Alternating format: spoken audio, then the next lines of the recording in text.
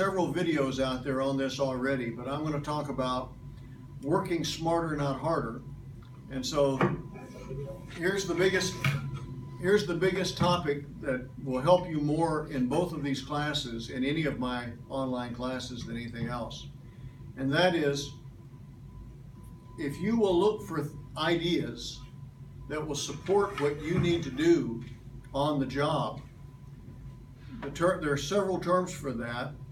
One that you could go out and look up if you want a theoretical base for this. One, it's called field-based. Make the course field-based, meaning that you're using your school like a textbook. If you actually do actual research out there, legitimate research, then it's called action research. So there's a second term that you could use for research. And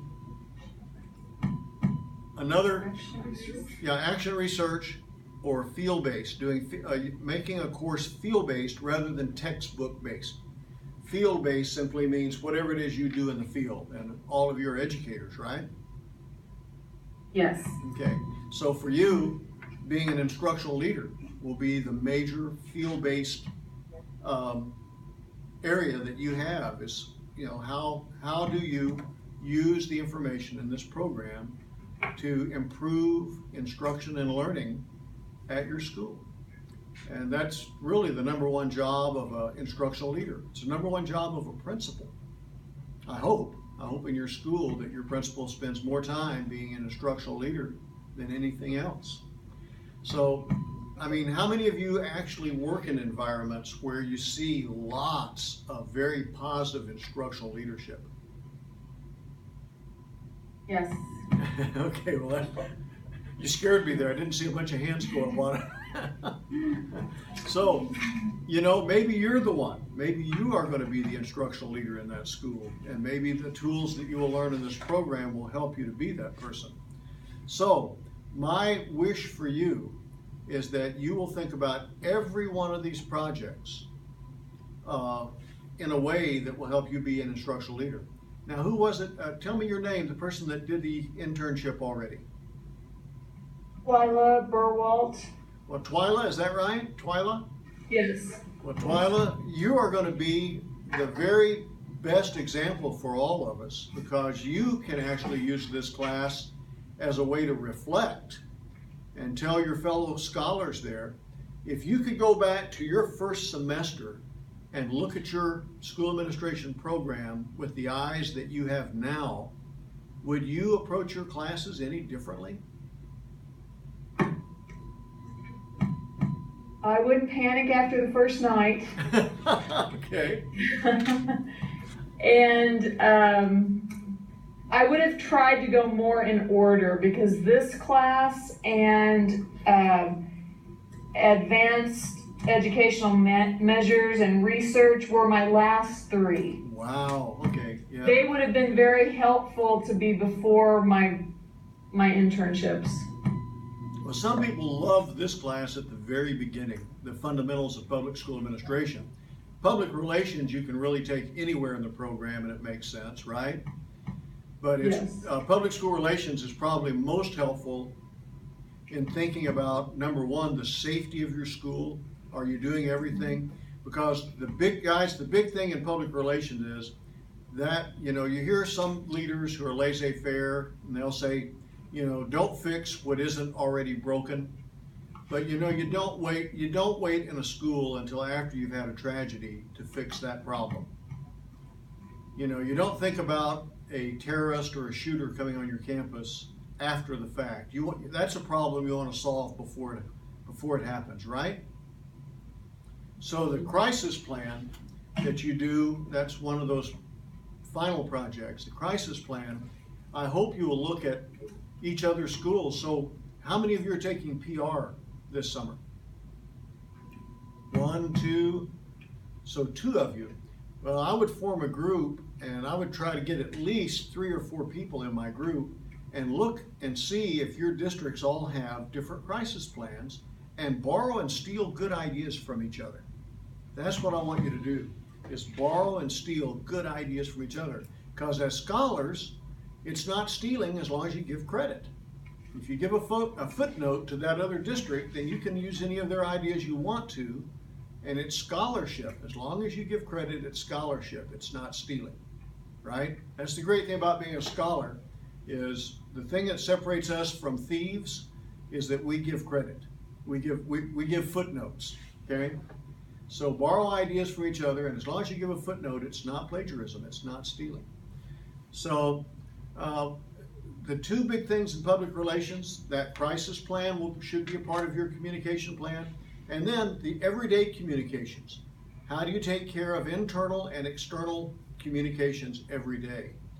So I hope that Twyla in her project came up with a way to communicate what she was doing with her fellow teachers, and that her teachers and she have a way that they share information in that building. In the other aspect of working smarter, not harder, is trying to make all of these things add up to the big picture. So everything that you do, how could all of this be useful once you get to your internships, those last 2 semesters? Now, guys, how many of you are in the first semester? Raise your hand if you're in your first semester. That's hard. That's difficult to try to think of something you're going to do a year or 2 from now that all of this could support, right? Twyla, how much were you able to use most of your classes to support what you did in your final internship 1 and internship 2 classes? A lot, because I had you for, I think, facilities my very first semester, and you told us the same thing. Mm-hmm. And so I tried to do that, and I used a little bit from every class I had. You know, I used a paper from my master's as 1 chapter of my dissertation and my doctorate, because I had people early on that taught me this idea of dovetailing information and staying on target, knowing what my passions were for, you know, I was a high school dropout and never finished high school. I got a GED. I went to Job Corps back in the 60s. So my passion has always been working with inner city kids, potential dropouts, you know, kids that we used to call ourselves retreads, you know, kids who are retreads. That's always been my passion, of dealing with kids that don't learn well in a regular classroom. So everything I did in my master's and everything I did in my doctorate was focused on going to the kids that needed my research the most, and kids that were like me, but you know, didn't have somebody like me to help them out. You know, if it hadn't been for Job Corps, I mean, I'd still be catching chickens in Arkansas, probably in Booker County, Arkansas today, if it hadn't been for Job Corps and learning how to learn, getting my reading scores above the 3rd grade and things like that. So, you know what the hardest thing for me to do to get out of Arkansas and to stop acting like I was not a scholar was to learn how to speak with back vowels. Was, you know, yeah, stop saying yins and talking like this up in front of my mouth. You know, learning how to use the rest of my mouth. My German minor, minoring in German helped me more with that than anything else. And then I took several linguistics classes and dialectology studies, and interviewed people that were over 55 that had lived around Huntsville, Texas all their lives. And so it was a real good study for me of learning how to speak both hillbillyonics back home around my people and how to speak standard American English when I'm out among other people. So it's like 2 different languages. So I hope that all of you will look at these classes and look at every assignment, every 10-point posting, and think, do these things support the stuff that I'm really passionate about doing in my school and in my career? If you can do that, boy, you'll make this program work for you rather than you working for the program. The worst thing in the world, the biggest waste of money in the world would be to finish your master's and say, you know, I didn't learn one single thing that I'll really use.